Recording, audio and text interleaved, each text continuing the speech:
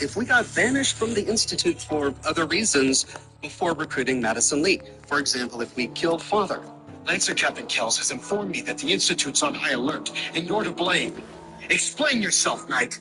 How did you know? We've been monitoring. We fail. Come on, Doctor. You're taking New purpose. And that purpose is to fulfill his help activated liberty. Crime. The Brotherhood used it in the Capital Wasteland as a weapon against the Enclave. It's the most advanced robot the Brotherhood has ever had at its disposal. Unfortunately, Liberty Prime was destroyed in the line of duty. I've spent the better part of the last few years piecing them back together. And if you think that was easy, try rebuilding a Protectron while you're blindfolded. They are rebuilding Liberty Prime. In my series on the full story of Fallout 3, we saw Lion's Brotherhood of Steel excavate Liberty Prime from the bowels of the Pentagon. Then, in order to retake Project Purity, the Brotherhood, with Madison Lee's help, activated Liberty Prime and defeated the Enclave at Project Purity. But then in the Broken Steel DLC, Liberty Prime was destroyed by the Enclave. Even though the Brotherhood was successful at eliminating the Enclave in the Capital Wasteland. In order to get Liberty, it's highly complex. I assume. Oh yeah, sure. As much as I hate to admit it, Prime's power systems are out of my league. At this point, but if Use Professor Scara. Look for a fusion adapter. Why don't you head over there and... You there. Caravan or Raider? Caravan! All right. Come on in and set up. Market's the white building with all the fancy columns. Always someone. Hey. Better buy my big guns now. Uh-huh. I've got a few minutes to browse. Oh, goody. That's my sister.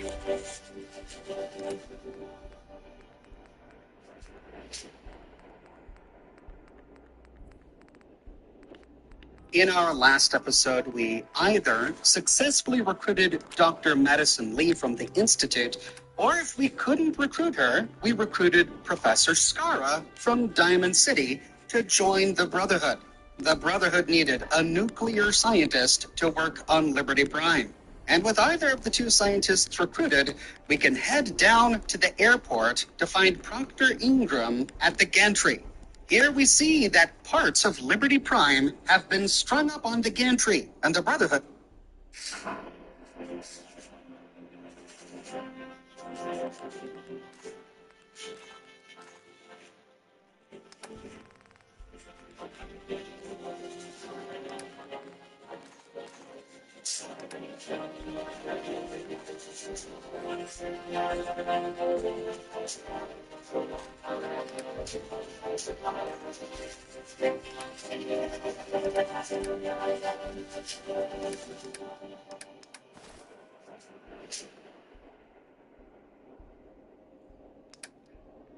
In our last episode, we repaired the limb actuators on Liberty Prime so that the giant robot can walk. Proctor Ingram now wants us to head to the glowing sea to see if we can find some bombs that it can throw around. But before doing that, we need to get to know the Brotherhood of Steel a little bit better. They've been such an important part of the plot so far that they've sort of stepped in and out of the primary plot from time to time, giving us bits and pieces of lore, giving us an opportunity to know certain characters, but really never giving us a solid moment to understand the Brotherhood as a faction. And so we're gonna take some time to do that now. We arrived at the Pridwin all the way back in episode 13. But at the time, we were so busy with trying to build the signal interceptor that we didn't have time to focus on exploring the Pridwin. Today, we'll explore the Pridwin, get to know all of the people we didn't already get to know in episode 13, and uncover the Brotherhood's lore. Find out exactly why they're here. Captain Kells will say something over the PA system every time we arrive at the Pridwin. Here are some of the best highlights of his announcements. Attention, this is a reminder. Any recorded historical, technological, or social documentation should be delivered directly to Front. Attention all personnel. I'm disappointed I need to address this, but sanctioned social contact The door to the right, looking for them near the ruins.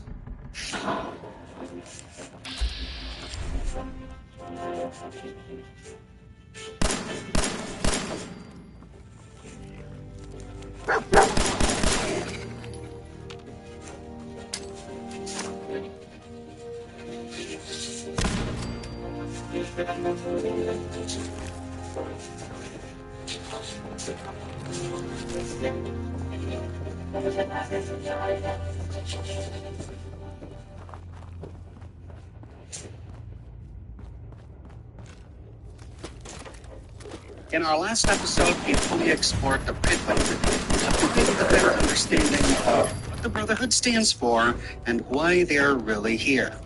At the end of our exploration, Captain Kells gave us a quest. We've dispatched a number of reconnaissance teams. Paladin Dance's squad was far from the first.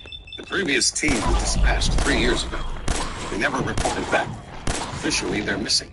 Presumed dead. Your orders are to search for the missing recon team and recover their effects.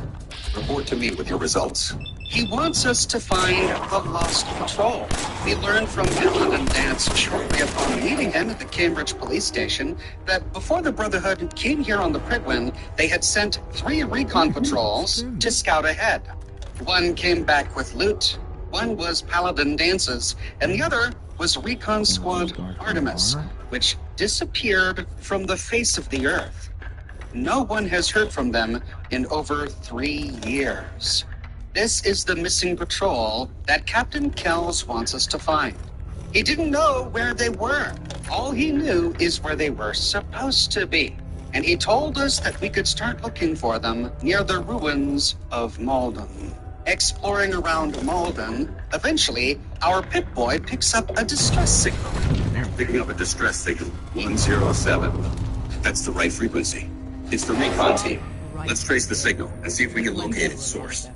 We now have to track down the signal, and this works exactly the same way that tracking down the Courser did when we were trying to get into the Institute. Our Pip-Boy picks up beeping, which gets louder as we get closer to the signal source, and it tells us a percentage so that we know when we're going in the right direction.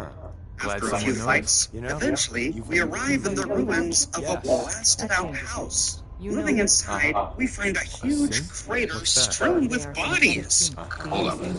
Let's assess the fact. Sounds like slavery. An explosion tore this building apart. Once. Some kind of high-yield detonation. And the blast crater. But wait, these appear to be empty suits of power armor. Hope you didn't find Yes. reception when you tango with the instant. And your leader was just beautiful. Exactly, but it's okay. You can still make out the insignia. Keep your secret. The recon team was here. The damage. Got my attention. It's I got a job. deliberate. Then, They set the fusion cores in their armor to overload. let's meet. That's what caused the blast. Why? What happened here? Over here. Look. Dance finds an actual body. It's the corpse of Knight Farnham. What happened here? Over here. Look. Dance finds an actual body. It's the corpse of Knight Farnham. Next to his body, Scribe derives all rat subjects are pets. quite a few entries. Time feral hunt that's strict disgraced brother. So, given the Institute's reputation, they've kept scowl on your face. And I think Thanks for letting me borrow you. we see the mole rats in a cage that are apparently part of her experiment. That'll put a smile on your face. Case leading down. Here we find Proctor Tegan's cage. We met him in episode 13, but now it's time to learn if he has anything new to say. What can I get for you today? Have anything unusual? I have some special mods I've been working on. Sort of a hobby I have to pass the time. Real high-powered stuff. Slap a few of them onto your weapons, and I'm pretty sure they'll put a smile on your face. Set me up. Sure, I've got something that'll put a smile on your face. Dr. Tegan has a nice supply of weapons. Nothing terribly interesting, though uniquely he does have vertibird signal grenades. We actually got some of these for free after joining the Brotherhood in previous episodes. They work almost identically to the vertibird signal grenades that we got with the Railroad. but we'll go over them again a bit later. Incidentally, the skin of the model has the words "piece of flair" inscribed on the side. I think that's an Office Space reference. We should take one of these to Chachki's. There are some unique pieces of armor on his inventory. The Commando chest piece, a legendary piece of combat armor that increases action point refresh speed. There's also the Commando helmet, another legendary piece of combat armor that grants us a 10% reduction in action point cost in VATS.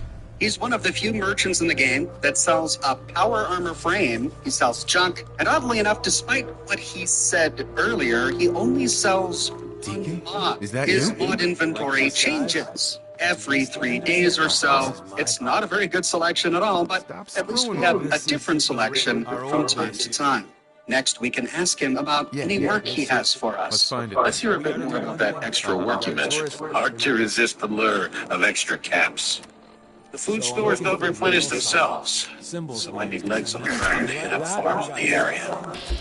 We'll be requisitioning a portion of their harvest, and I need that any means necessary. You're giving... We start the Radiant quest, feeding the troops, and then the game randomly selects a Minuteman settlement for us. Whether or not we've claimed that settlement for the Minutemen. In this instance, we need to secure crops from Country Crossing. The terminal just outside is locked with a master lock. I couldn't hack this, but if we could, inside we only find an option to open the security door leading to his cage. Entering the cage does not turn Tegan hostile. However, everything back here is set to owned. If we take any of this, we really piss him off. Which is a shame because there's tons of great stuff back here. Not only is there an end-of-dungeon steamer trunk and ammo canisters filled with ammunition, but there's a Gauss rifle, plenty of mines, a Batman, and even an power armor helmet. Since all of these items are statically placed, we could potentially walk away with mid to late game gear as soon as we get master hacking. This quest is easy, if unsavory. Heading to Country Crossing, we'll find a settler or two there, and we have to talk with one of them to continue with the quest. Why do I get the impression I don't want to hear what you have to say? What would you take for your crops? And another. Never thought about that. I can't see parting with our crops for less than 1,000 caps. No deal. Then I guess we're done talking. We could pay the 1,000 caps. Deal. When we harvest, it's all yours. And that's really the most honorable way to go about this. But 1,000 caps is a pretty steep price. So, alternatively, we could try to pass an orange charisma check to talk him down to 500 caps. And if we fail... How about 500 caps? No deal. But if we succeed... It's not the best deal I ever made, but okay. Crops will be ready after harvest. And at least this way, we complete the quest without strong-arming these poor, starving settlers. Alternatively, we have two other options, both of which are orange charisma checks. We could intimidate them to give us the crops. And if we fail... The Brotherhood of Steel demands your tribute, citizen. You will hand over a portion of your crops to the Brotherhood. Tribute my ass. You scavenge. We don't owe you anything, so get off my land. But if we succeed... You get what you want, just please don't hurt us. And Paladin Dance likes this method. Or, if we don't have the stomach to intimidate him, we could beg him to donate. But if we fail... The Brotherhood needs your help to protect the Commonwealth. Donate a portion of your crops to the Brotherhood, and it will not be forgotten. I'm sorry, but we already lost all our stores to raiders. If we gave up our next harvest, we'll starve. But if we succeed... We don't want any trouble. You will get your donation. In this instance, Dance likes both options. But even though this sounds like one of the better options, because we're asking him to donate, it still clearly comes across as not very optional. You'll get your quote-unquote donation, the settler says, as we walk away. Clearly, in his mind, he doesn't think he's doing it willingly. No matter how we choose to resolve this quest, to complete it, we head right back to Proctor Tegan. Look who's back. I take it everything went without a hitch. Which mission? One and only mission. To secure food supplies for the Brotherhood. So, were you convincing enough? Which mission? The one where you convinced the farmers to donate crops to our cause. Hopefully that's familiar and you have some good news for me. Skip the banter, old man. You're lucky this Gage is here. I'm feeling generous. Here are those caps I promised you. Let me know when you feel like paying another farm a visit. Yes, sir. The crops will be available when harvested. You sure get the job done, don't you? Here, your caps. Just as we agreed. If you got the time, I got a few more farms for you to hit. Those farmers don't know how good they have it. They aren't risking their lives for the greater good. And with that, we can rinse and repeat. Now, many years ago when I did my first Brotherhood playthrough, I recall that I had to wait at least 3 days before Tegan would offer the quest to me again. But here he offers it immediately, and I'm not sure why. With that, we finish exploring the mid-deck, and we can take a staircase up to the top deck. Here we find Scribe Naraya and her experiment. With that, we fully explore the flight. It's deliberate. They set the fusion cores in their armor to overload. Sweet. That's what caused the blast. Why? Here. Over here. Look. Dance finds an actual body. It's the corpse of Knight Farham. Next to his body is a distress pulsar, and by looting it, we turn off the distress signal. On Knight Farham's body is his holotag and a battlefield holotape. Listening to the holotape in our Pip-Boy, The back entrance is safe, but be ready for Gen 1 to 2. So it's... Let's find a prototype then. Together with the first step is to override the security lockdown.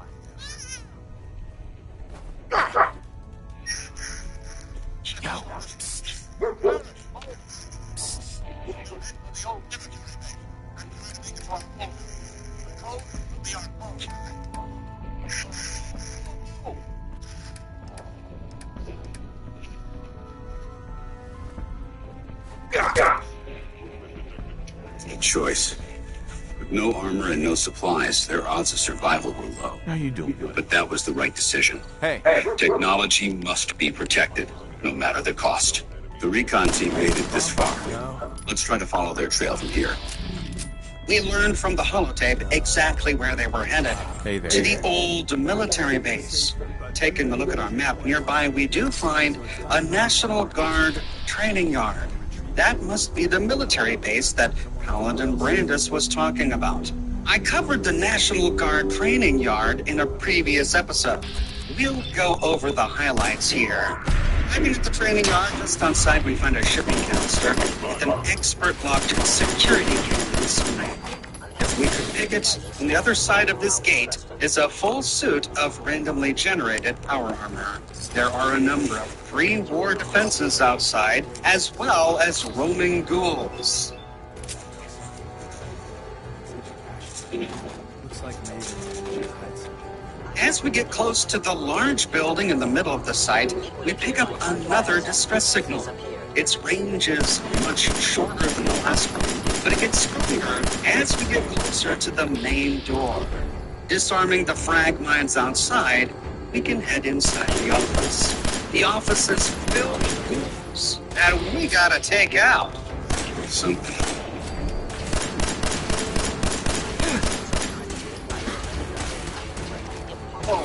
In one of the rooms, we find a Brotherhood body. Wait, that's... It's Night Aslan, and on the shelf next to her body is the next distress monster. Night Aslan. She was in my company years ago. Best marksman I ever saw. On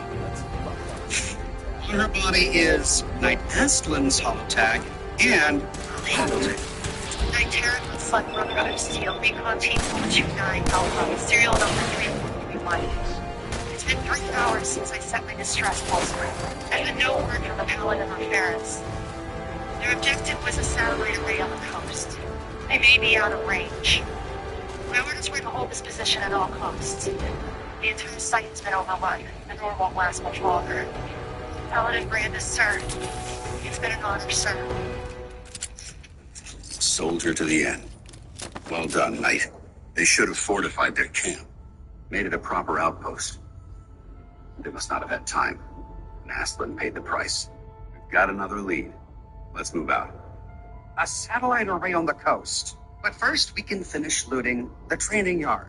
After looting some caps and a blasted-out terminal, we find an important key in one of the desks. This is the National Guard officer's password. Back on the ground floor, we can use the password to unlock the barracks access terminal. Through the security gate, we open a door to arrive in a hallway filled with ghouls. Another active terminal. We didn't have time to strip the defenses up ahead. Power them. This leads to the barracks. Inside, we find a slew of ghouls.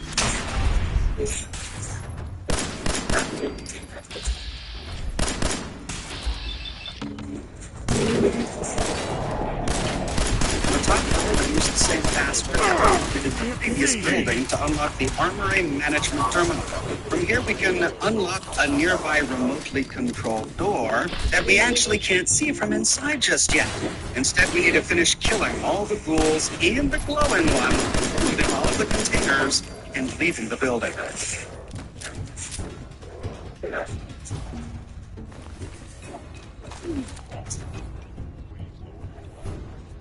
Notably, in the cafeteria, we find a copy of U.S. Covert Operations Manual number 8. There we go. Getting the drop on communists. Once outside, we can use a terminal to unlock this rear gate, and it's here we find the door that we unlock from the terminal inside. A red door that leads to the National Guard Armory. Inside the armory, we find a bunch of laser tripwires set out. Developing this level of technology is a lost art that the Brotherhood's hoping to revive. Using the same officer's password that we looted in the previous building, we can access the nearby terminal and use the terminal to open the security door and then kill the ghoul inside.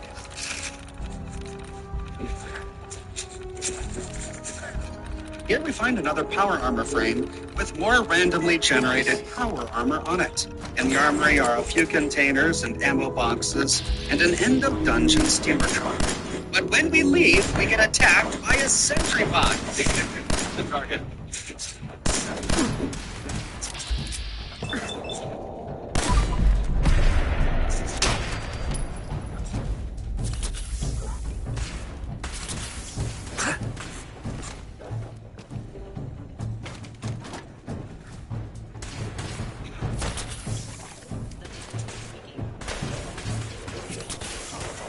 This monstrous place finally clear, we can continue our hunt for the missing recon team.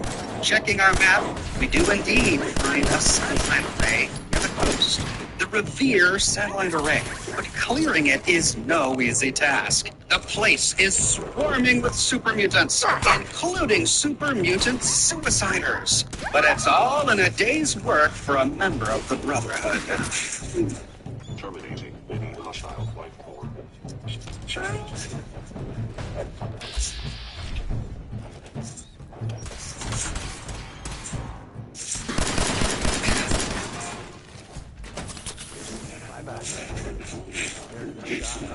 Not every Slocum's Joe has a map. There we go.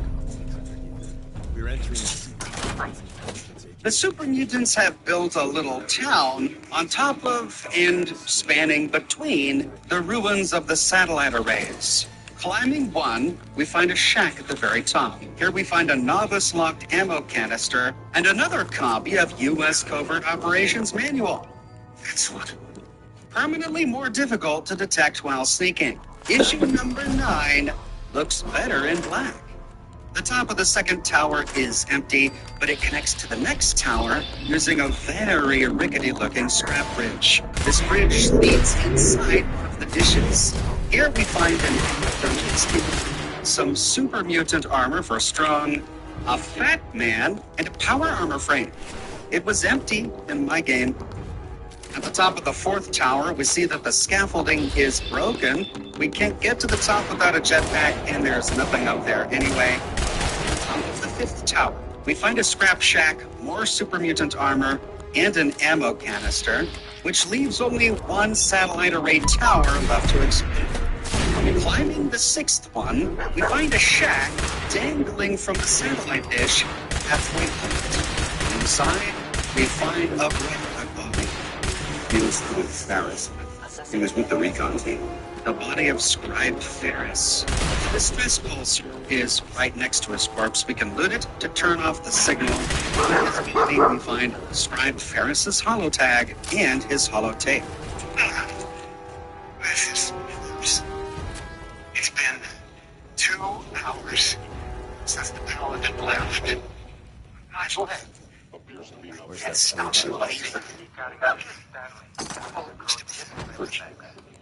This says me. This. I want you to get back to our spot in time. There's nothing here for me. Into the bunker. Nice. You will survive. He died It's all protecting our secret. Let me see. Tommy, all that matters. I appreciate They must have come to the satellite array with the comm system. Probably trying to send word back to the Prudman. They were ambushed. Ferris was wounded, couldn't walk. He got a distress signal, and Brandis left him behind. He broke the first rule of small group tactics. Stick together. Always stick together. They all wound up alone. And they all got killed. Damn it. That just leaves Brandis. He always was a survivor. But after all this time, the tape mentioned a bunker.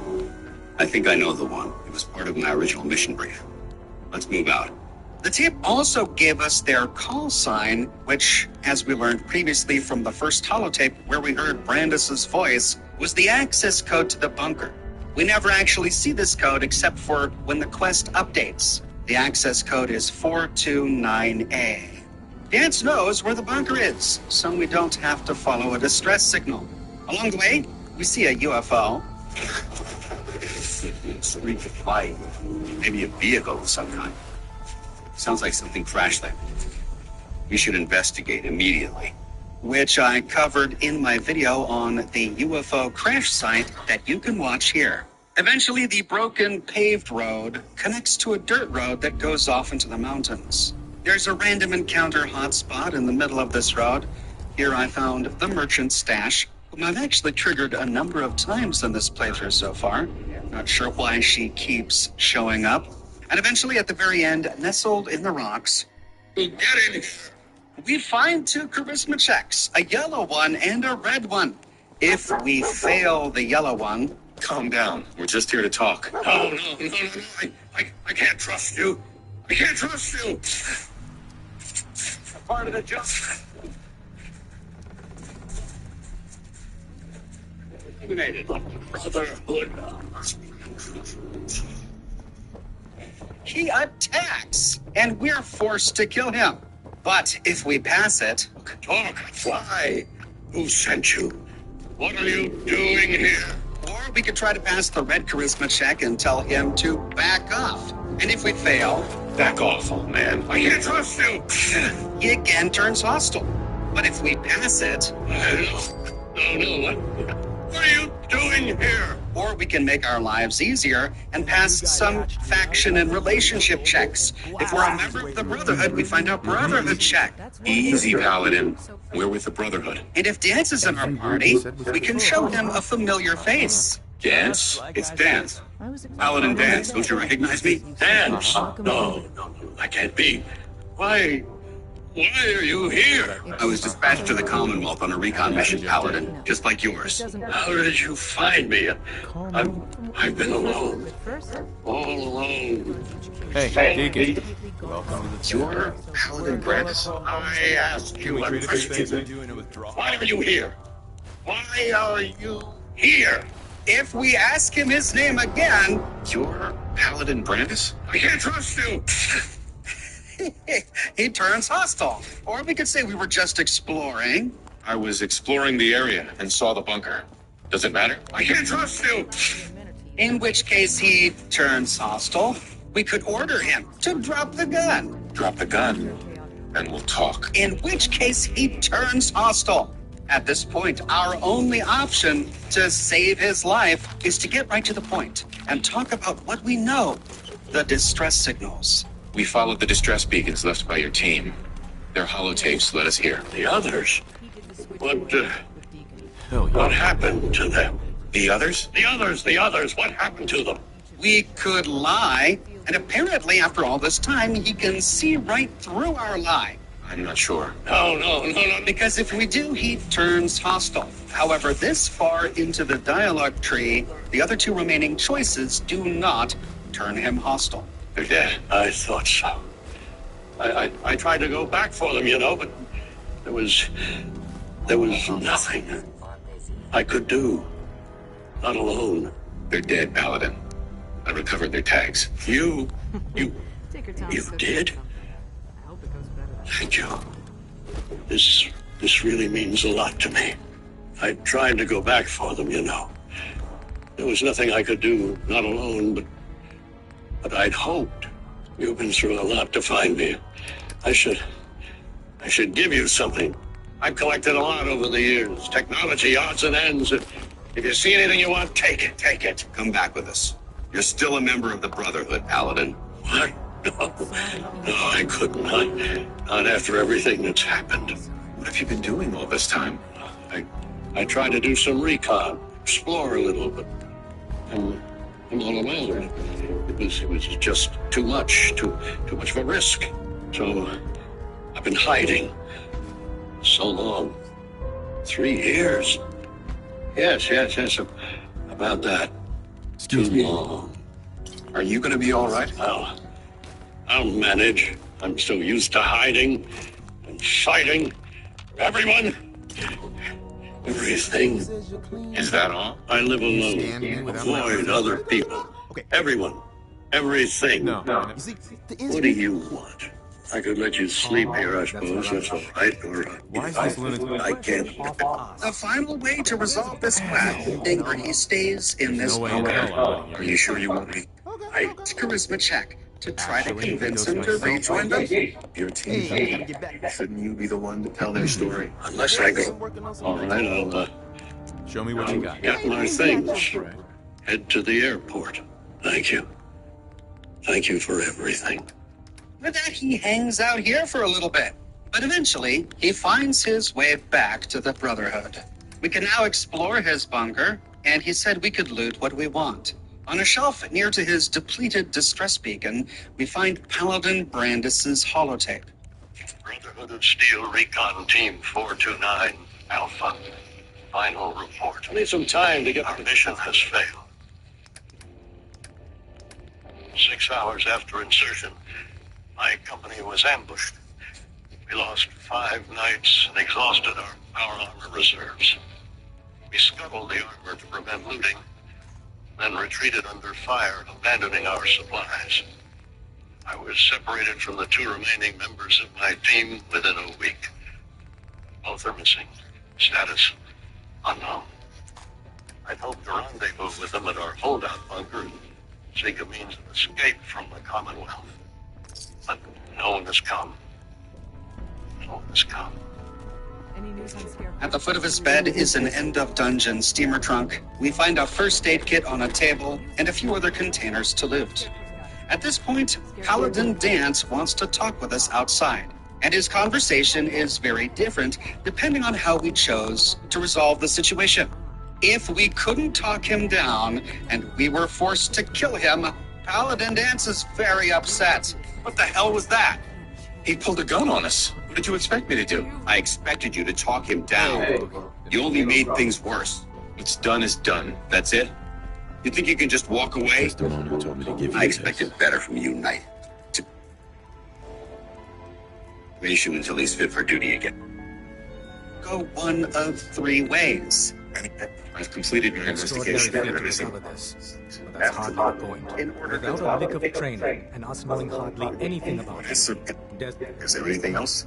but from tell here me what on, you need, Doc. One of our favorite. So, I have an inside job. Do you? So, oh, the dead drop. It's a common need. When you, the current? he taught me what I need to know. Include. It appears our stock. You. Hey.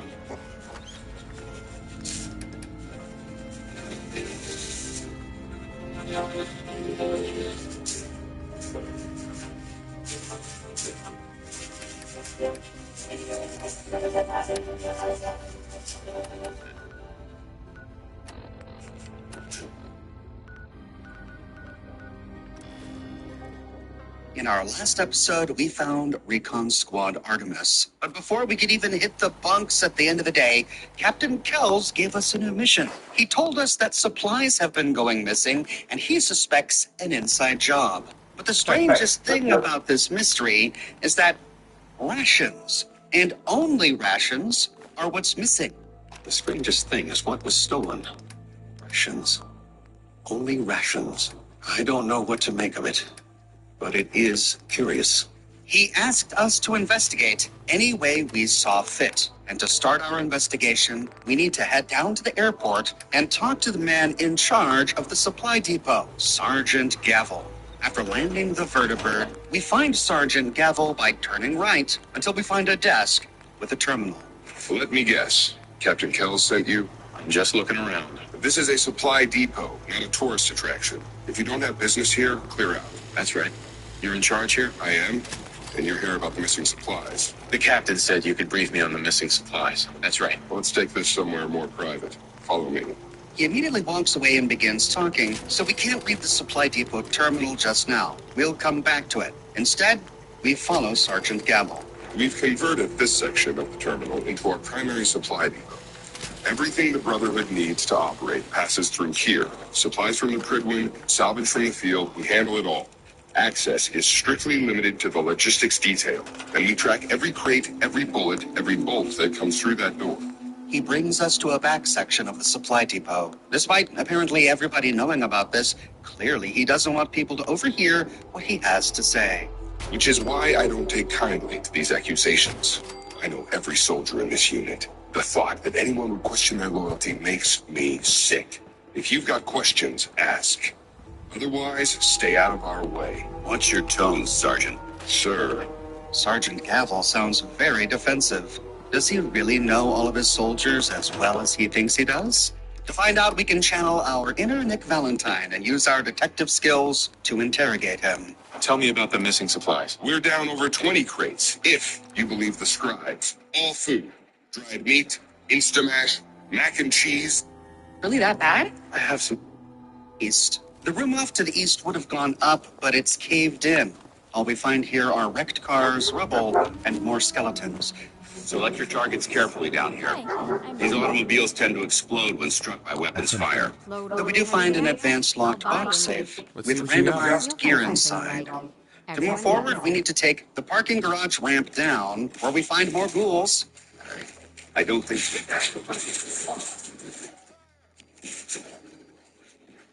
Shh. I heard something. At the bottom, we find the elevators. In one is a skeleton with a combat shotgun. We can peer into the elevator shafts, but we don't see anything of interest. Moving east, we follow the ramp down, where we find even more destroyed cars. This is an incredibly hazardous situation, because if we're not careful, these cars could blow up. Maybe we could use this to our advantage.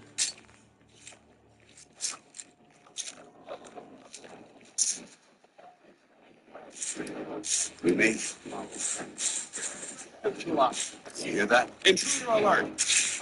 Eliminated. Hey there. Welcome, my friend. Might I ask, do you have a Geiger counter? Mine is in the shop. You're... That's right. It's always nice to meet you. Just so many. No one likes delays. It's Mike. I'm supposed to do. So I just need to Killing the glowing one and destroying all of these cars, we continue down, killing more ghouls along the way. Get him!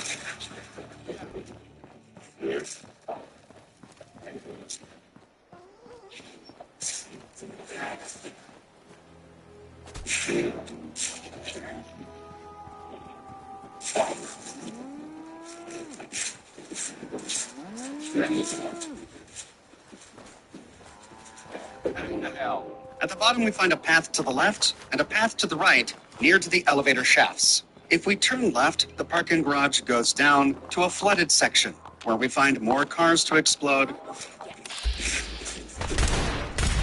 but nothing else of interest. So turning around, we can pass the elevators and head through a turnstile to fight more ghouls in the subway.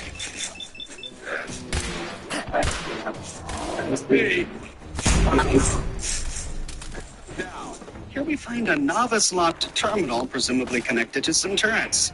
Sure enough, inside we find turret control. Turning it on. We've got company.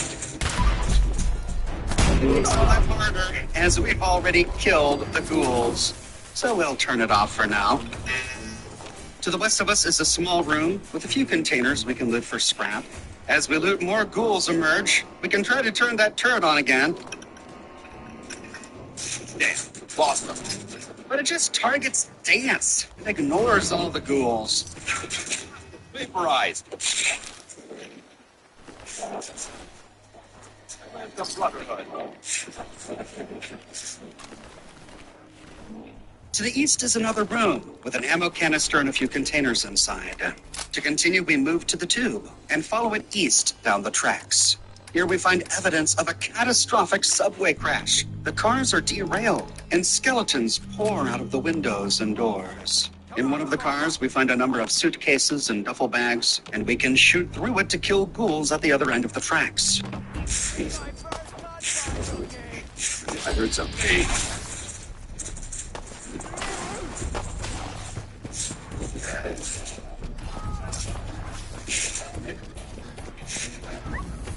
Leaving the car using a staircase to the north, we find a small side room. Here, we find a first aid kit and some stim packs, as well as a novice-locked security terminal. Hacking it, we can activate nearby turrets, but as all the ghouls are already dead in this room, we're just gonna turn this off again and loot the bodies in the next room. The room is a complete wreck, and we find only one way out, a doorway to the north. This leads to baggage claim, and we can kill all the ghouls.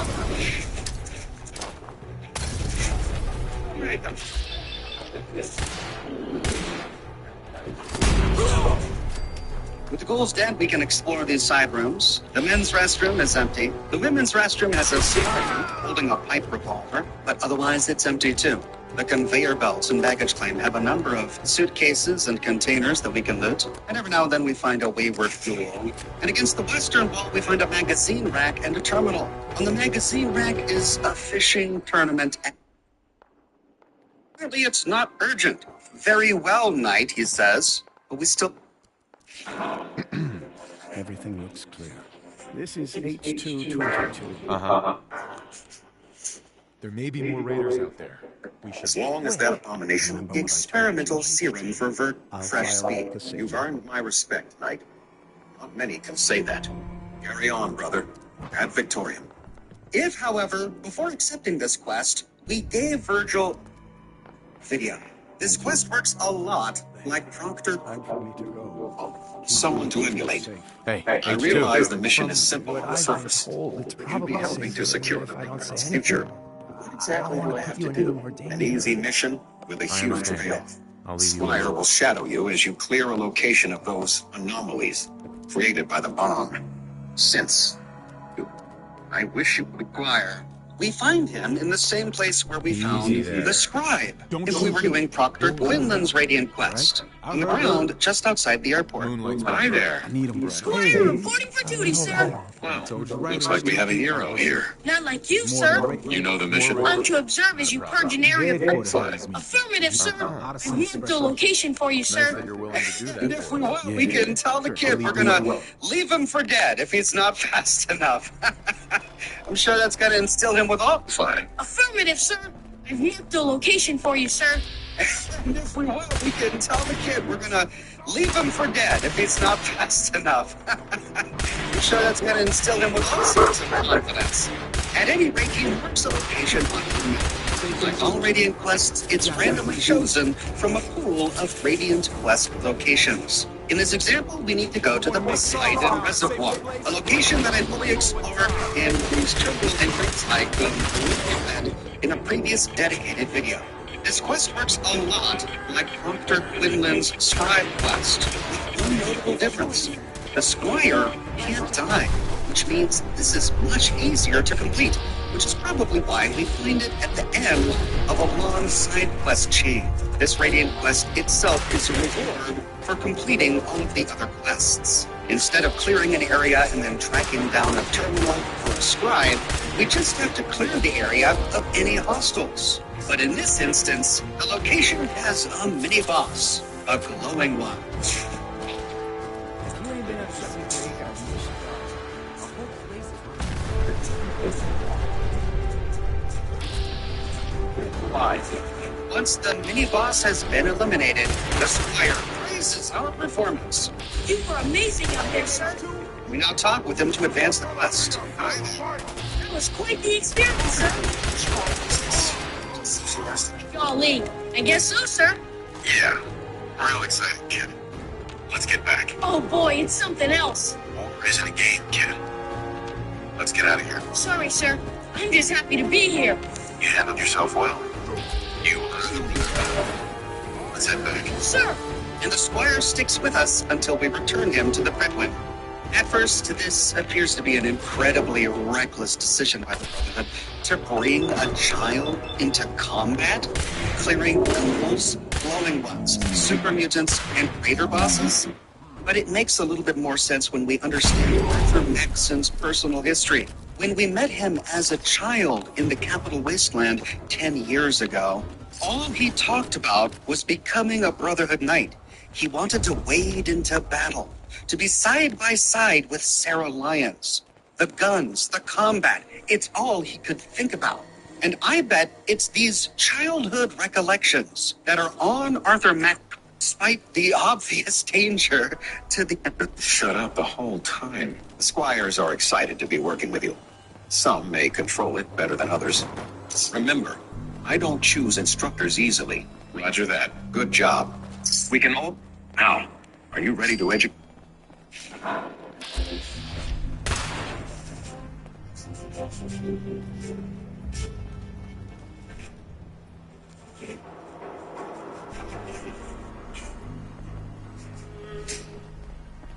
Let me find him, and then I'll decide. That's not what I was hoping you'd say.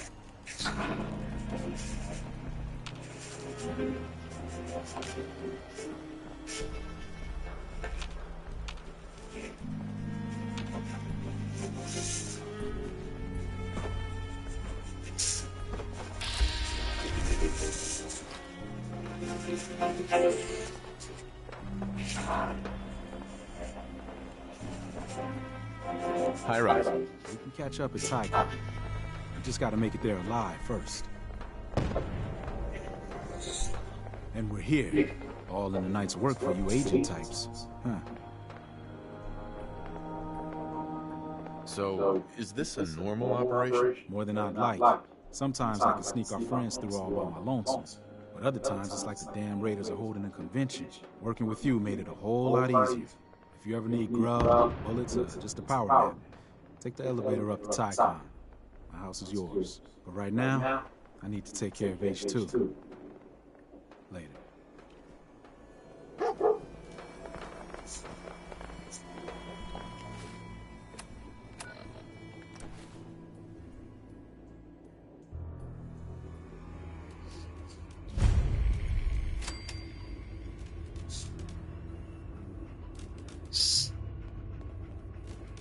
Tom wants you for something.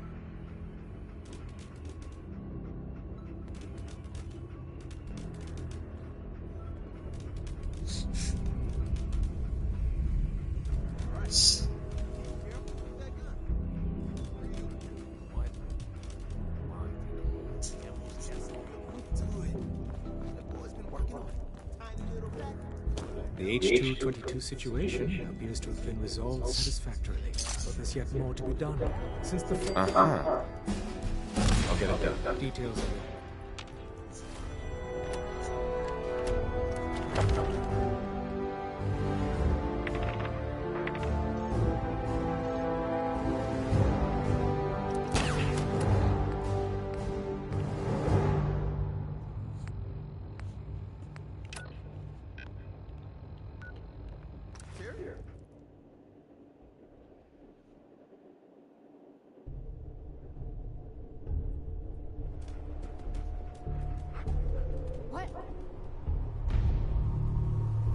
There are a lot of sets of power armor in Fallout 4, but some of the best are tucked away and hidden, waiting for you to find them. So in this video, I will show you where to find over 10 hidden power armor suits and some legendary power armor pieces that you won't want to miss. But first, Christmas is right around the corner, so if you're looking for some great gift ideas, check out the link in the pinned comment below.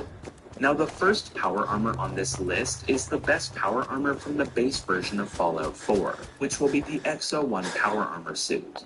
Usually, a full set of XO1 power armor will be pretty tricky to track down, but there is one place that you can go to get a guaranteed full set of XO1 once you are past level 30. And that will be the 35 Court building. This will be an unmarked location right here on your map. When you get here, make your way to the roof. On the roof, you will be attacked by a sentry and an assaultron, but once they are dead, you can hit the red buttons in the room that they spawned in to unlock the cage in the middle of the roof. And here you will find a full set of XO1 power armor. Just so you're aware, even if the power armor doesn't look like XO1, it will still turn into XO1 as soon as you get into it. Now, the XO1 is still considered to be one of the best power armors in Fallout 4, and it will start with 1,220 damage resistance, 790 energy resistance, and 1,050 radiation resistance. But of course, these numbers can be increased by upgrading each piece of the power armor. Next up, we have a power armor that isn't exactly super rare, but it can be tricky to find a full set of it, and that will be the Raider power armor. To get a full set of the Raider armor, you will need to go into the glowing sea, then make your way to this cave on the map.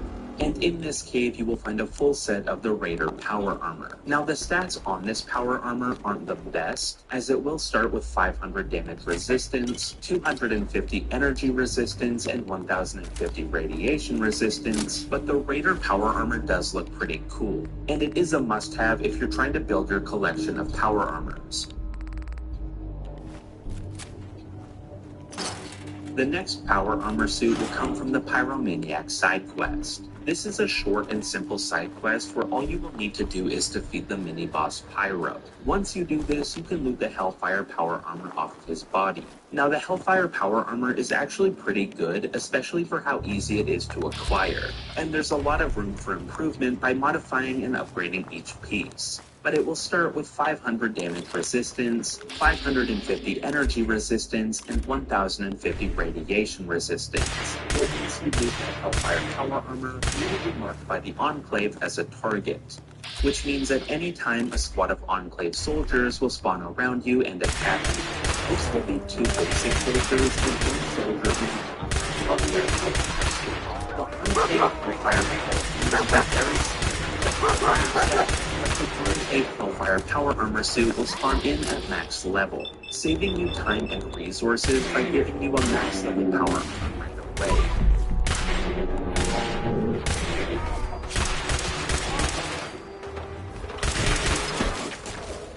The next power armor on the list will come from the Speak of the Devil side quest. This is a pretty simple side quest that shouldn't take you too long.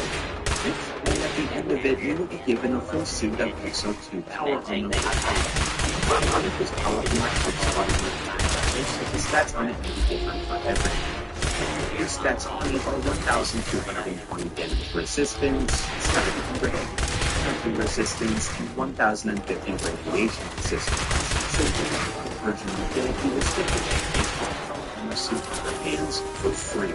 But what most people don't know is that pretty much this quest can give you collectible armor to cut off the radio signal. This will expose you by hitting save with the XO2 Devil's Inferno on its side of it. This will collect the Devil's chest armor, and it will increase your movement speed by 5% and recharge your action points when you take damage. But it will also damage all nearby enemies, so it's definitely worth grabbing.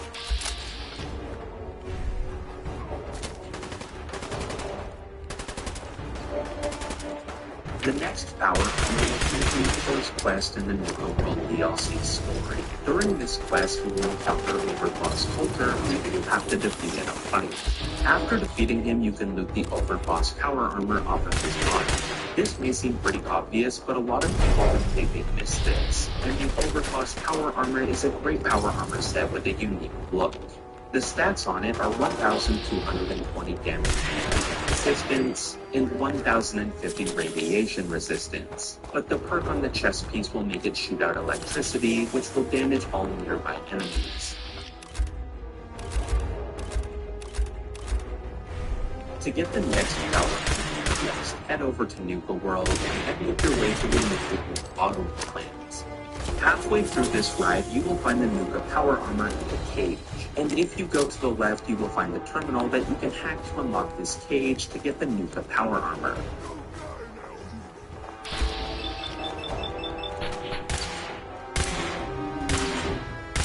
This will be a much better version.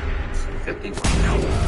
The stats on it are 1,340 damage resistance, 1,090 energy resistance, and 1,050 radiation resistance. But seeing as this is a legendary power armor, you will also gain a legendary perk, which will increase your agility by 3 if you're wearing the entire set of the T51 Nuka power armor.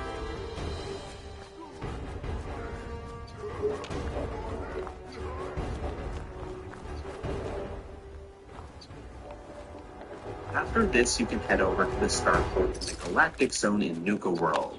Here you will find the Quantum Exo-1 power armor in a display case.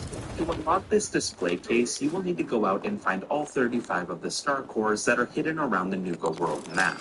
But they really aren't that hard to find, and almost all of them will be in the Galactic Zone. Once you get off the star cores, and use the terminal to unlock the display case to grab the Quantum Exo-1 power armor.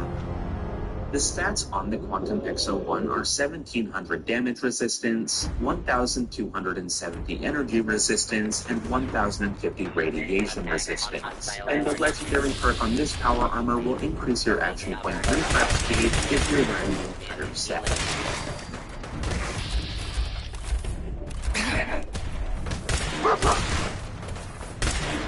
The next two sets on this list are very similar stats-wise, but each will have a unique paint job on it and a wonderful hard armor. First, we will need to head over to this spot on the road on the northern side of the island.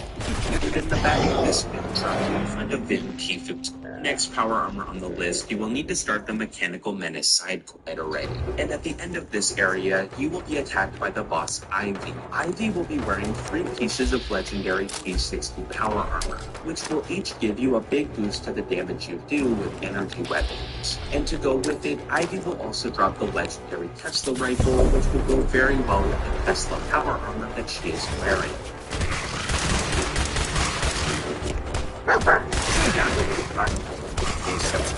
Armor, there are a couple of pieces. The first one will come from the Quincy Ruins area. When you get here, you will be attacked by a large number of feathers with 4 new pieces. The ones that we are looking for will be Tessa. After you defeat Tessa, you complete Tessa's fist on her body. This is a legendary piece of lighter power armor that will increase your unarmed damage by 15, and it will have much more durability. And the final piece of legendary power armor will come from the Cambridge Polymer Labs location. When you get here, you will be between the choice of this area, but at the end of it, you will be given the Eyes and Nuclear power armor checks. It can drop with different stats for everyone, but the particularly will radiation exposure increase your action and refresh speed. And those are all of the hidden power armor suits and pieces that you don't miss. Let me know which of them are your favorites in the comments below. I hope you enjoyed this video.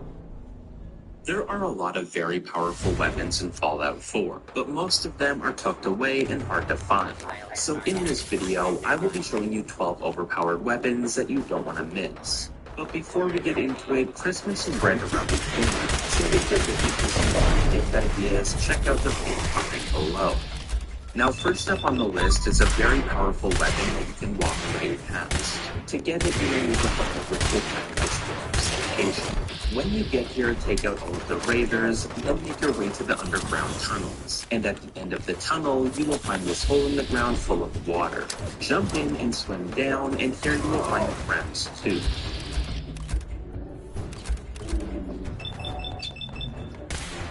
This is a very overpowered melee weapon as it will do a lot of damage, and the perk on it will apply both a bleed and poison effect to your target, which will keep constant pressure on enemies to heal themselves.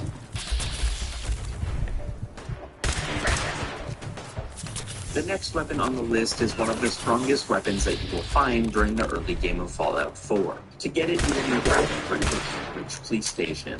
When you get here, you will need to assist the Brotherhood of Steel by helping them defeat a large group of ghouls. But after this, you can talk to Paladin Dance, who will ask you for your help on a mission at the nearby ArcJet Systems location. And after that short quest, you will be given the legendary Righteous Authority laser rifle. Now, this thing is a beast during the early game as it will damage, and the perk on it will make it shoot the target if you're using it in fast. The perk on the Righteous Authority makes the weapon do double damage on critical hits, and it will fill the critical meter 15% faster.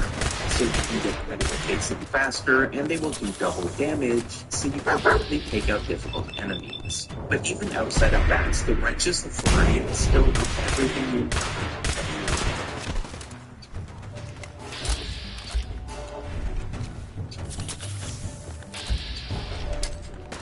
Next up, we have another legendary weapon that you can easily walk right past. To get it, you will need to start the Mechanical Menace side quest. This side quest should pop up once you reach level 15, and it will start the questline for the Automatron DLC, which will just be a handful of quests. But when you reach the point of this questline that will take you to the four-headed satellite located for this chest in the area. And in this chest, you will find the legendary salvaged Assaultron head.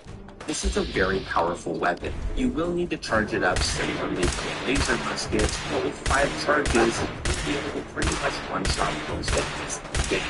But the perk on this weapon will make the weapon inflict 50 rads to you every time you shoot it, regardless of how charged it is. So yes, it will do a lot of damage, but it will also damage you.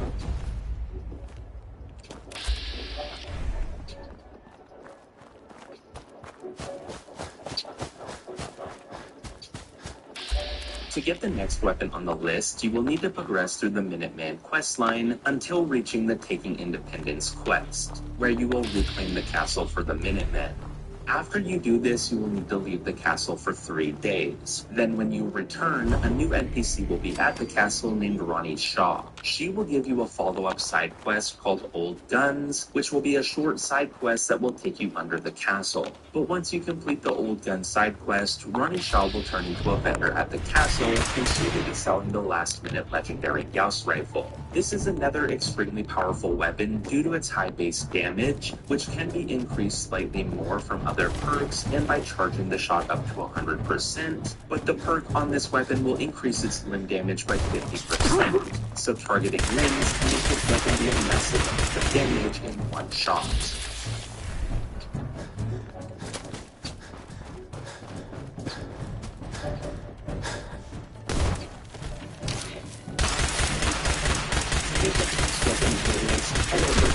Gallery.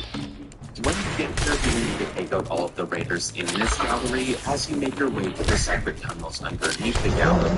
And here you will find Pikmin being held up safe. You will find the legendary that shouldn't take you too long, but at the cost of VATS by 25%, making this an amazing weapon for Pepper in Fallout 4. But it will make the game feel very easy. This is because of the high base damage on the Overseer's Guardian and the fact that it uses a common ammo type, so you can use it very often. But what really pushes this weapon over the edge is the front on it, which will make it fire 2 rounds every time you pull the trigger, doubling the weapon's damage for free. It will come with a scope, but I suggest removing it as it will just get too far through the scope with the aggressive recoil on the weapon. But putting a different sight on it and using it for short to medium range will make the Overseer's Guardian better. The first weapon can actually be found right outside of Vault 81. Find a place to sit and wait for the vendor Cricket to show up, and she will be selling the Spray and Pray legendary SMG. This weapon will come with a 100-round mag and a suppressor, and it will have a high rate of fire, so it can do a lot of damage very quickly. But the perk on it will make the rounds fired from this weapon explode on contact, giving additional damage from the explosion. This is a lot stronger than it may sound, and it can easily melt even the most difficult enemies in the game very quickly.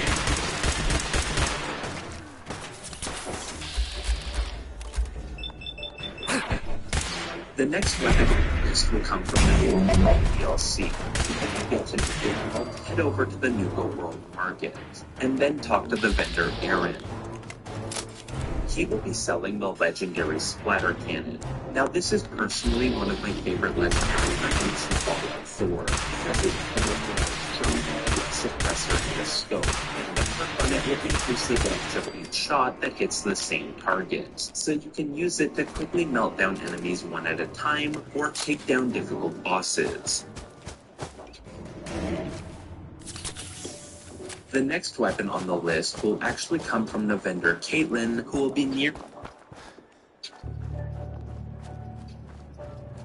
Now this isn't a legendary weapon, but it is an extremely overpowered weapon that can do a lot of damage, and it can be modified to be even stronger. But on top of that, it will use a very common ammo type, Vault 111. When you get here, make your way to the Overseer's office. There are a lot of unique weapons in Fallout 4, and it's very easy to miss most of them.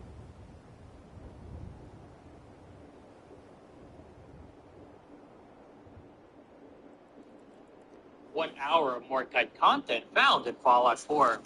During the quest Dangerous Minds, you are tasked with delving into Conrad Kellogg's memories to find your son Sean. You experience 7 of his memories, spanning from his childhood to his final days in Diamond City. However, there was originally an 8th memory intended to be part of this quest. This memory, which would have appeared after the operation in Vault 111 and before Diamond City, shows Kellogg being cybernetically enhanced by an Institute scientist. This procedure significantly slowed his aging process and extended his lifespan. If you no-clip through the memory sequence, you can find the scene floating in the darkness. With some work, I was able to partially restore it. Here's what it would have looked like. This was my reward for the vault job. I'd started getting implants a few years back, but only minor stuff. This was a full deal. The cutting-edge tech they didn't usually let out of the lab. I volunteered for everything. Figured I didn't have anything to lose. Besides, this was kind of their thing. Like killing people was my thing. Why not see what they could do for me? Turned out I was the only one to ever get these installed.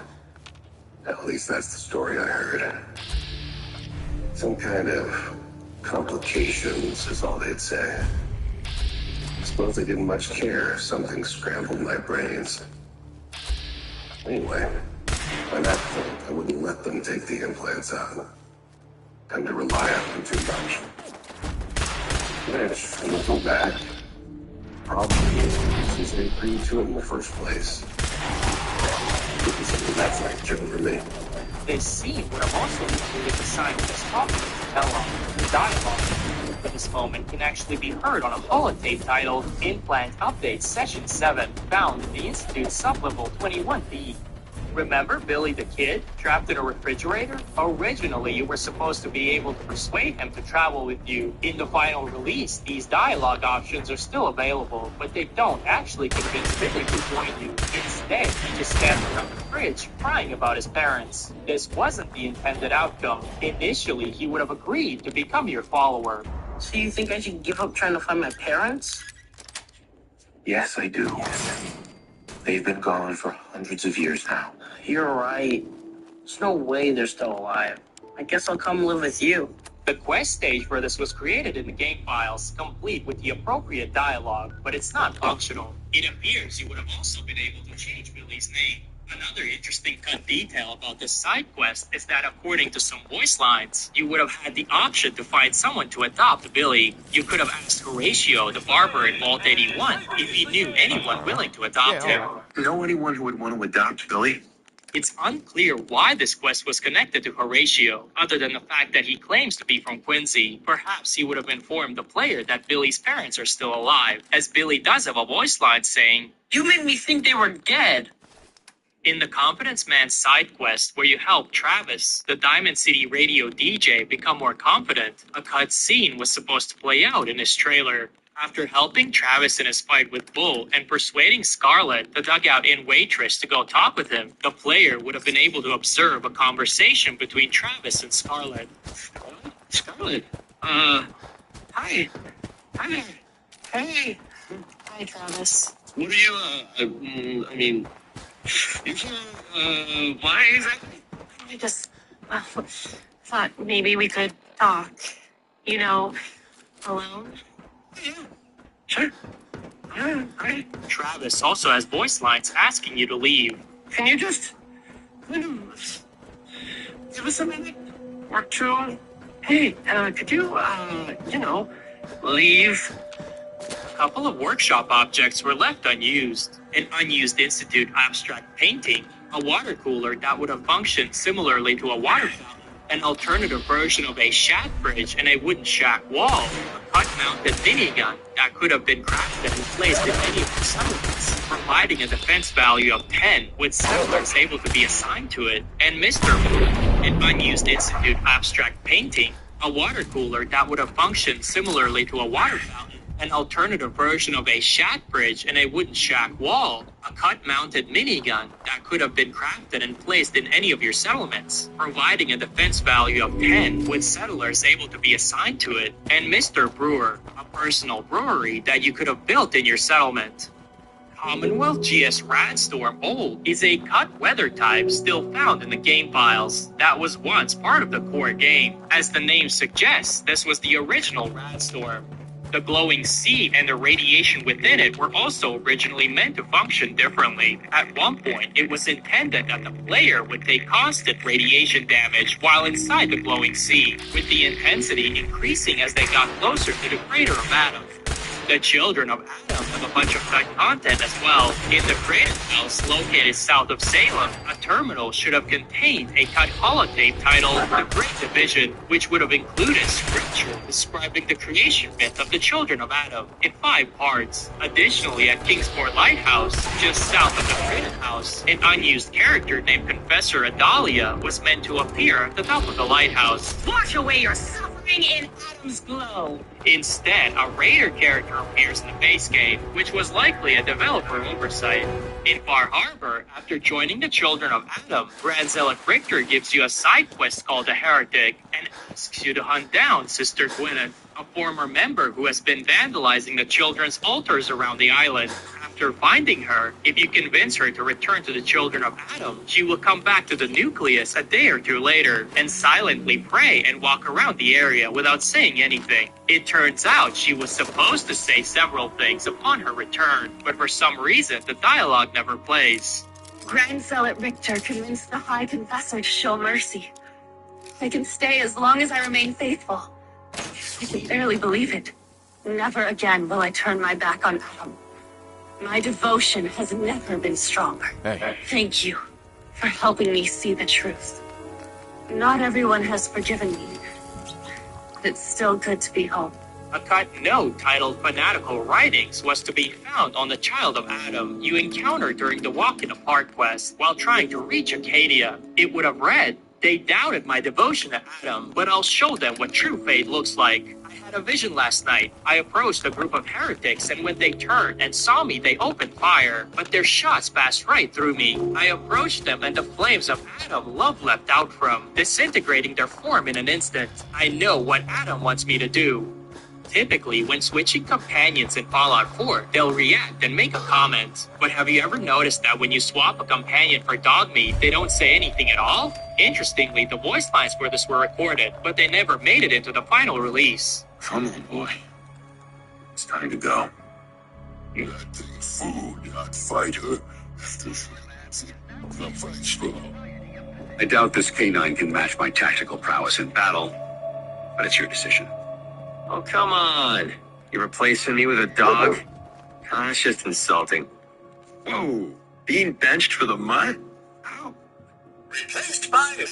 Another interesting cut feature would have allowed players to have dog meat and a standard companion at the same time, just like in Fallout 3 in New Vegas. Dog meat actually has a separate follower script named player has dog meat companion active, unlike the standard player has companion active script used by other companions. Scott, just like in Fallout 3 in New Vegas, dog meat actually has a separate follower script named player has dog meat companion active, unlike the standard player has companion active script used by other companions. Scott Edwards, a security officer in Vault 81, has cut voice lines acknowledging the player having both dog meat and another companion with them when first entering the vault. Ma'am, what about his dog and friend here? I'll allow it. Security is already extra mindful as it is. Companions also have cut reactions to Elder Maxon on the Pridwin when he talks about caring for the people of the Commonwealth. Turning your weapons on the very same people that you're trying to save can be a bitter pill to swallow. Are you hearing this? He's gonna save us by destroying us. It needn't be swallowed at all, if you ask me. Like to know. I refuse to allow the mistakes of... Yeah, Maxie. I think by now many of you know about the cut underwater Vault 120 and how it was supposed to be connected to the quest called 20 Leagues Under the Sea. But did you know that in Fallout 76's data files, there are actual remnants of the vault itself, giving us a glimpse of what it might have looked like? This would have been the starting area, where together with Captain Zhao, we would have crashed the Youngsa submarine in front of the vault's entrance. Although the vault entrance itself uses a reused Vault 11 door, it's interesting to see the airlock that is colored red with atmospheric containment detector written on the walls. Moving further into the vault, we can find an abandoned power plant, as well as an area with multiple generators. A long hallway would have connected submarine, some sections of the and that one of the entire vault. Maddox, the camp merchant in the Nukentown market, has a lot of unused dialogue that we don't get to hear while playing the DLC. Instead of immediately offering to sell you chems, he was supposed to ask if you were up for the job of being the overboss and provide more background information on himself. I'll see what I can do. But you and I both know we can't keep going on like this. Sorry about that. As you'll soon see, we have a few maintenance projects underway. Gwen McNamara. Right. Here, we pride ourselves on having maintained we'd like to be completely self-sufficient. Why do you keep yourself so isolated? Why not? We have warm beds, clean clothes, a solid roof over our heads. Our food and water are radiation-free. We don't deal with it. Fallout 4 has many great perks to choose from. Today, we are going to rank the 10 best perks that you can get in Fallout 4. Now, we are going to exclude very basic perks such as Commando or Rifleman that just merely increase damage to certain weapon types, as these perks are simply a necessity as you level up. This will further extend to perks like lockpicking and handgun, because these, again, are just basic gameplay perks that pretty much all players will get. This list will also exclude any companion perks, the character 25 extra damage resistance and 25 extra energy resistance, provided that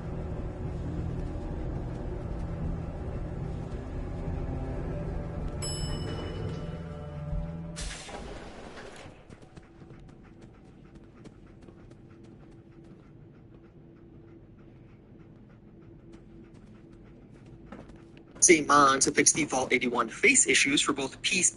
Just under 5 months ago, Bethesda dropped Fallout 4's next-gen update. This promised bug fixes, some new content, as well as an overall upgrade to the game. In reality, the next-gen update ended up being a relative disaster for Fallout 4. As in the 5 months since this update has come out, things have just been broken. The next-gen patch shipped with many problems and even some broken features, and while Bethesda did work very quickly to resolve several of those, they've also just left a bunch of bugs in the game. Because, yeah, 5 months later, Fallout 4 is still broken, and as of right now, it doesn't even seem like Bethesda is planning to fix it. We have a lot we need to talk about here. How about playing a new game totally for free this weekend? Well, now you can with today's video sponsor, New World. But first, you can also just take this point. The Go and play the open beta through September 16th. The full game launches on October 15th, so make sure you check that out as well. The cornerstone of Fallout 4's new problems, and I guess I shouldn't even call them new at this point. These bugs popped up 5 months ago. They're not really new anymore. But nonetheless, the most notable of these issues has to do with stuttering. After the next-gen update, you install a mod that edits an NPC's face-gen data, and then when that NPC is loaded in, a brief stutter will occur. I mentioned most of you have seen some examples of this online or watched videos on this subject. It's easily the most prominent aspect of what's broken with Fallout 4 right now. There's some tests out there that you could do on your own game to just see the worst example of this, how laggy things can get. But there really is the extreme version of this, and for the vast majority of the time, you won't get stutters that bad. So here, I actually want to show a more real example of what playing with the next-gen version of Fallout 4 is like. Here you can see just a simple run from Sanctuary Hills to Diamond City. This, of course, is a pretty popular route. If you've played Fallout 4, you've probably run this way. But you'll notice I constantly get these little stutters as I do so. Thankfully, they really just last a second, and even for many of these, almost less than a second in total. But after diving into many of the reports around this stutter issue, what you'll find is many users report that these stutters actually get worse over time. So even though they begin off as just a couple of seconds, or even less than that at the start of a playthrough, after putting in many hours, many had freezes that would extend for several seconds at a time and be quite debilitating. And then to be clear, this doesn't just happen. This is all caused by me downloading a mod for Fallout 4, so a really simple way to avoid that is just to play vanilla Fallout 4 with no mods installed. And if you're wondering what mod was causing all of these problems for me here, I actually had one mod installed for the game. Yeah, that was the unofficial Fallout 4 patch, one of the most popular mods out there right now, which, yes, does cause stuttering. And there definitely is a certain irony there, as the mod that is fixing things that are broken in the game is also in turn breaking part of the game. But like I mentioned before, that was just one mod. So here, perhaps in a more realistic example, I'm using several mods on this load order, and you can see things get a lot worse. Doing this walk from Gorski Cabin to Diamond City's gates, I get stutters from a really minor to quite debilitating, as the game will freeze or lag for several seconds at a time. I've seen some posts online pushing back against this, remarking how these minor stutters aren't really all that bad. Well, pay attention to some of the footage I'm showing you in the background. This is my raw run from Gorski Cabin to Diamond City. Because, yeah, while you're looking at some of the highlights or people posting clips of their stuttering, things will seem relatively minor, but as you actually play the game with some of these mods installed, what you'll realize very quickly is the stutters are incredibly persistent, and that really is the big issue with these. This walk was only 4 minutes and 10 seconds long, but during that time, I had 25 stutters occur. This is my game stuttering once every 10 seconds, and some of these stutters even last a couple of seconds themselves. So, well, yeah, some of these stutters do seem really minor and don't even last a second in total. It's just how many times they occur that becomes incredibly frustrating very quickly. And mind you, this isn't even a crazy load order. I'm using 12 mods in total here. And while yeah, each of these are confirmed to cause stutters, overall, that's still a very light load order for Fallout 4. I know many PC players out there that have hundreds or potentially even thousands of mods, but you obviously can't play with those on the next-gen version of the game. But even as you can see here, with just 12 mods, some of these stutters do begin to get really bad. Having control taken away from you for even a second or two on a regular basis makes Fallout 4 just unplayable, or at the very least, incredibly frustrating to play. And mind you, this is just the reality for console users right now. There is no downgrading on consoles. You can't mod this next-gen update earlier this year.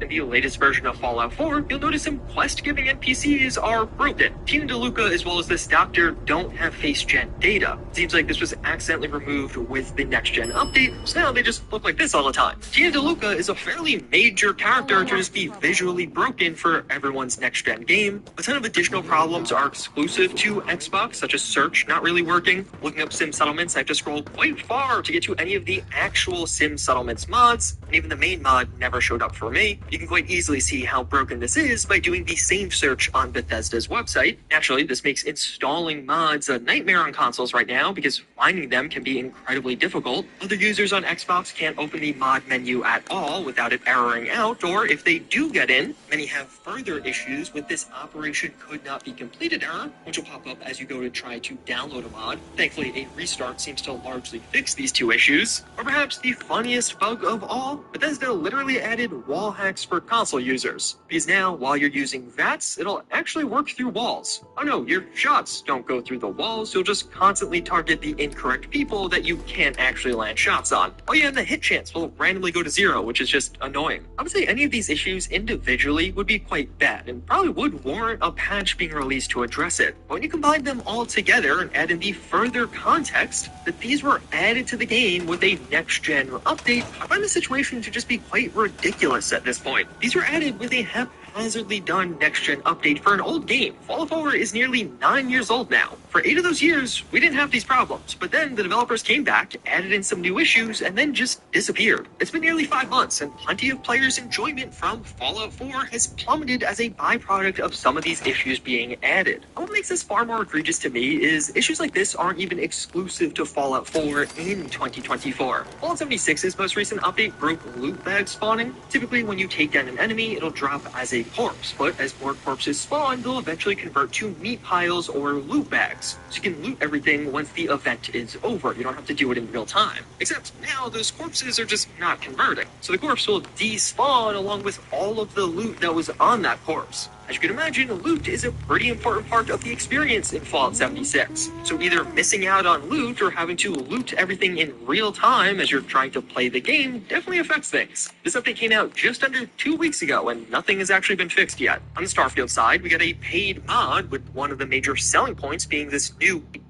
$8 to get a quest and a new weapon. I kind of people taking free mods and relisting them as a paid mod, but actually would post what goes up. This is heck. These problems with Fallout 4 aren't some one-off thing. Several games now have had several issues.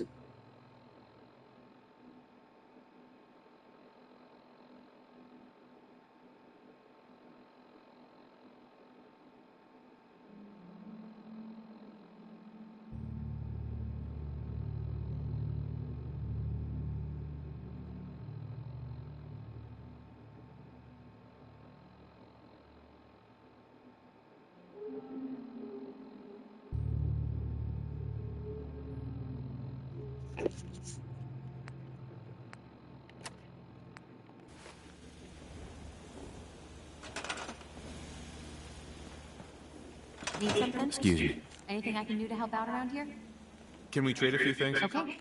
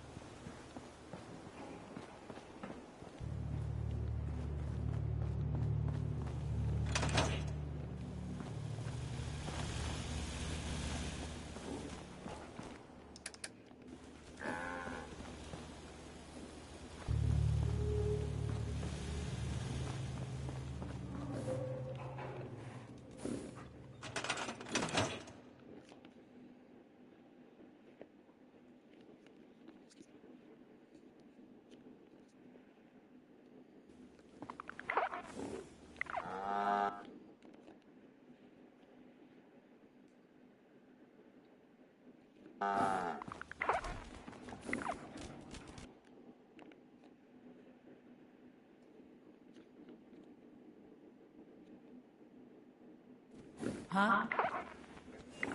I just need to trade gear with you. Go ahead.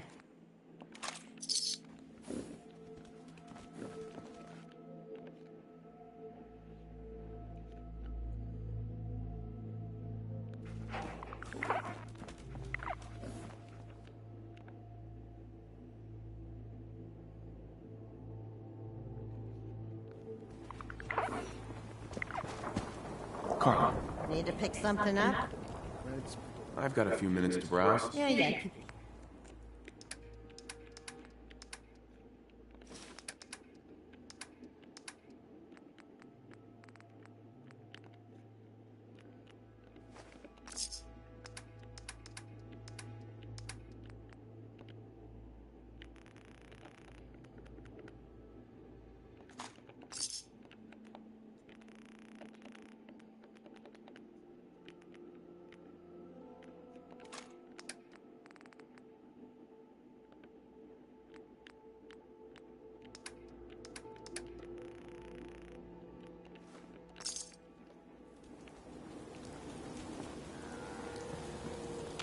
Let's trade some things. Of course.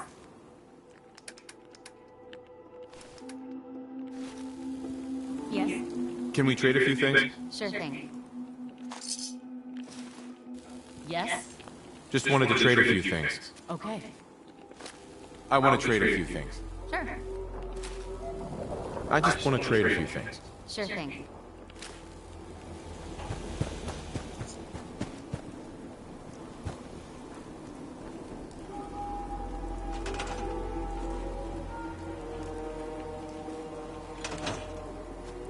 Need to get back to Diamond City one of these days. Biggest town I ever saw. I just want to trade a few things. Sure. Did you hear about that farm run by ghouls? Isn't that something? I'd like to trade some items.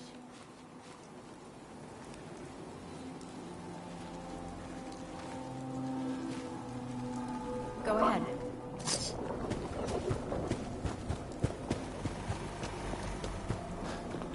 Carl. Need to pick something up? Sure. Let's take a look. Always happy. Uh-huh.